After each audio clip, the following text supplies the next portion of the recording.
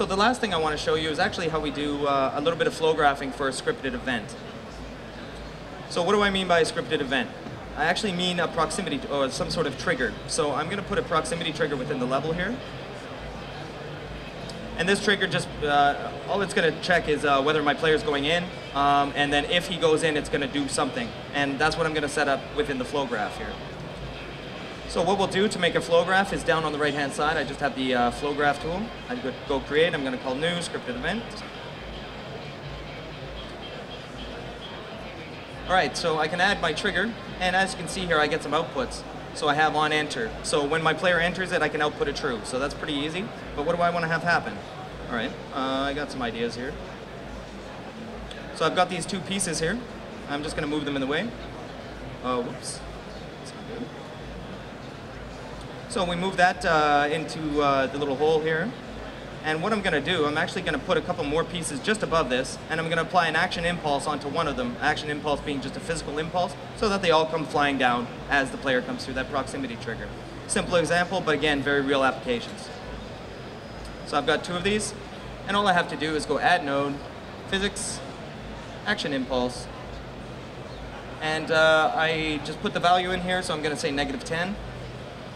So on enter, activate this impulse. Now, that might be enough, but maybe I want to do a couple more things when he does go through that trigger. Oops.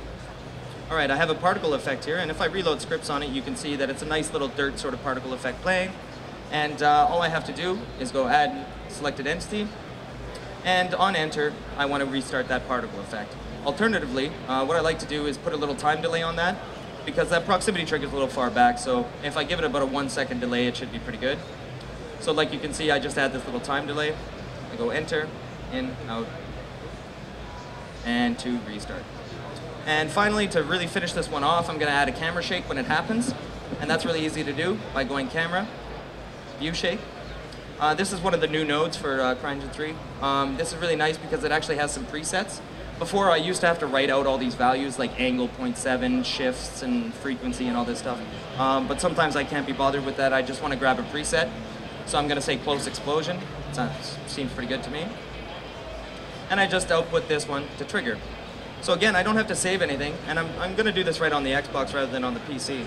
So I'm just going to move back within the environment here. And to finish off the demo, let's see if this works.